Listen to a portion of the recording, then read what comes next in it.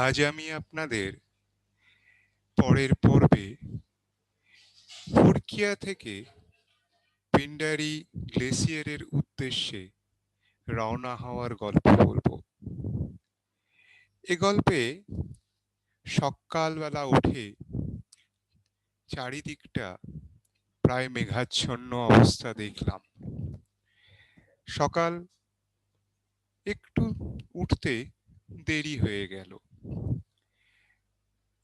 আমরা ছিলাম পিডব্লিউডির রেস্ট হাউসে। সেখানকার কুক আমাদের বলল, আপনারা অনেক দেরি করে ফেলেছেন, এরপর পৌঁছলে পিন্ডারিতে কিছুই দেখতে পাবেন না, কারণ পিন্ডারি মেঘের আড়ালে চলে যাবে। ঘুম থেকে উঠে ঘরের বাইরে মেঘের অবস্থা দেখে মনটা একটু খারাপই হলো, তবু আমরা আমাদের যাত্রা শুরু করলাম। আমাদের যাত্রাপথে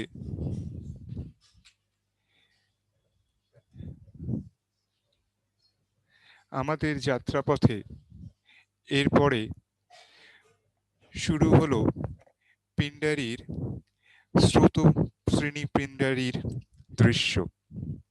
আমরা এগিয়ে চলতে থাকলাম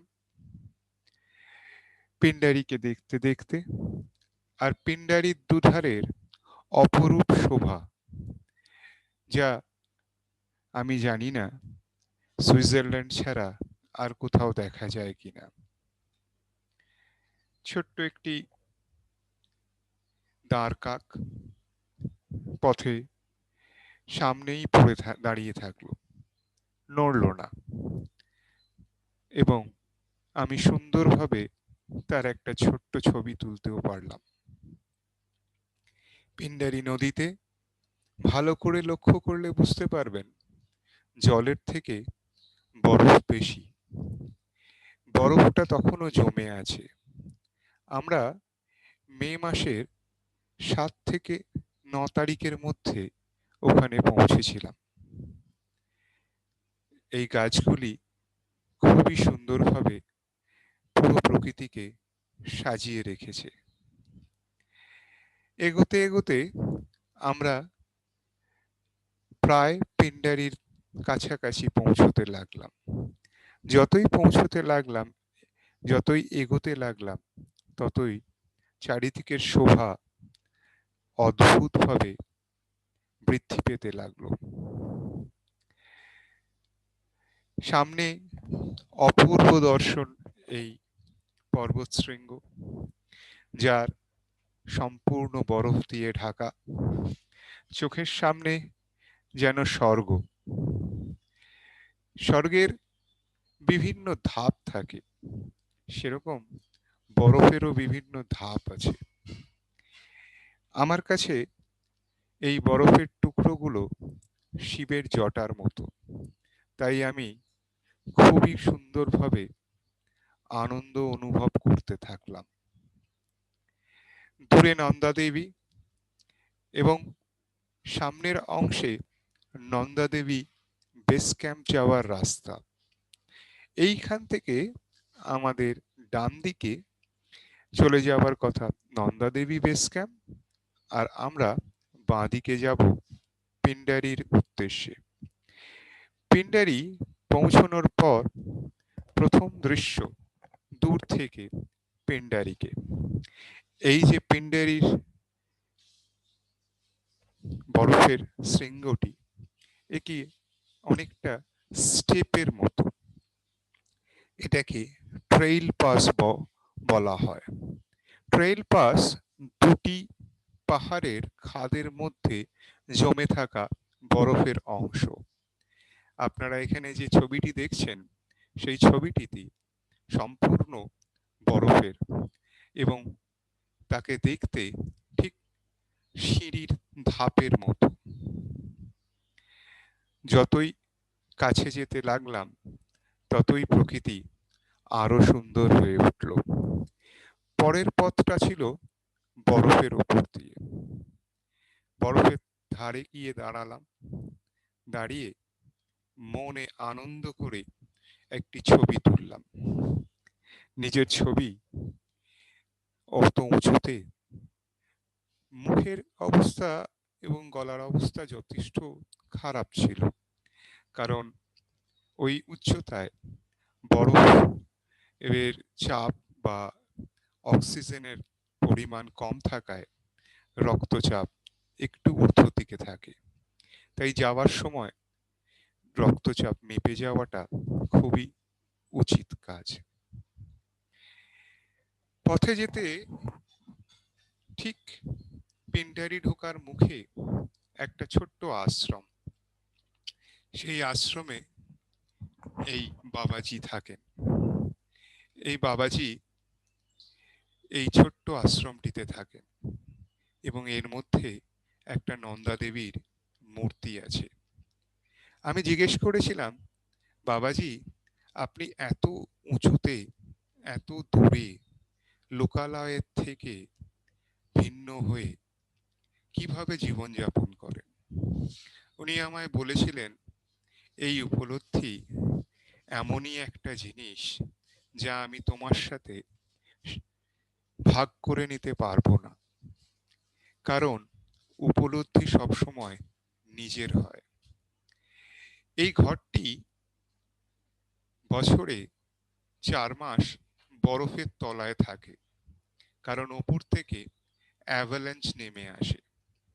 তার কিছু অংশ আপনি আপনারা এই ছবির পেছন দিকে দেখতে পাবেন। এগোতে থাকলাম বাবাজির আশ্রম ছাড়িয়ে আরো একটু উপর দিকে। ছবিতে আপনারা পেছনে ফেলে আসা বাবাজির আশ্রমটি দেখতে পাচ্ছেন।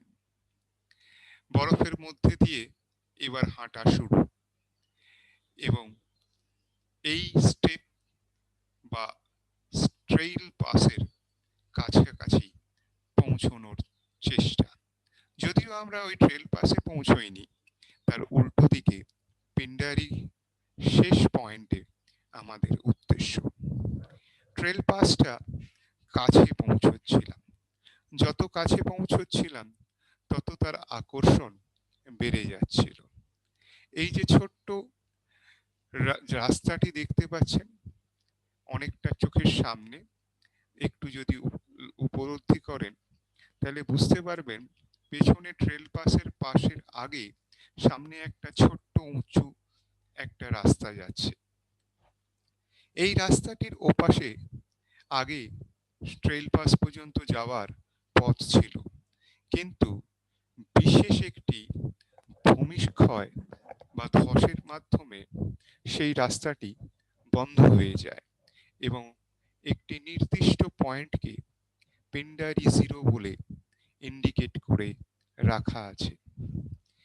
আমরা এগোতে থাকলাম সেই ট্রেল পাসের কাছাকাছি অংশে। ট্রেল পাসটি যত কাছে যেতে থাকলাম ততই আকর্ষণীয় মনে হতে লাগলো। এখানে যে ছবিটি দেখছেন একদম চোখের সামনে থেকে ট্রেল পাস। ঠিক উল্টো দিকে নন্দা দেবী বেস ক্যাম্পের দিকে যাওয়ার রাস্তায়ও প্রচুর বরফের অংশ। একদিকে ট্রেল পাস, অন্যদিকে নন্দা দেবী বেস ক্যাম্প এগিয়ে যাবার রাস্তা। এই জায়গাটি হলো পিন্ডারি জিরো, যেখানে ভূমিক্ষয়ের মাধ্যমে আর ওপারে যাওয়া যায় না, ভূমিক্ষয়ের জন্য আর ওপারে যাওয়া যায় না, এবং এটিকে পিন্ডারি জিরো এবং শেষ পয়েন্ট বলে মাপ করা আছে। আমরা সেই পিন্ডারি জিরো পয়েন্টে পৌঁছে গেলাম, আমি আর অসীম। যে কোনো কারণেই হোক বাবাজির আশ্রমে আমাদের আরেক বন্ধু কাজল থেকে গিয়েছিল, তার এই জিরো পয়েন্ট পর্যন্ত পৌঁছানো সম্ভব হয়নি। আমি জিরো পয়েন্টে পৌঁছানোর আনন্দ উচ্ছ্বাসে মেতে উঠেছিলাম। সঙ্গে আমাদের গাইড বাবাজি বেশ ভালোভাবেই সংসময় নিয়ে গিয়েছিলেন, এবং ওনার সাহায্য ছাড়া আমরা এই রাস্তায় এত সুন্দরভাবে আসতে পারতাম কিনা জানি না। যদিও শুনেছি রাস্তাটি সোজা, তবু বলবো গাইড থাকা বিশেষ জরুরি। ধন্যবাদ আমার এই ভিডিও দেখার জন্য। আমি পরের গল্প নিয়ে আবার আপনাদের কাছে উদয় হব।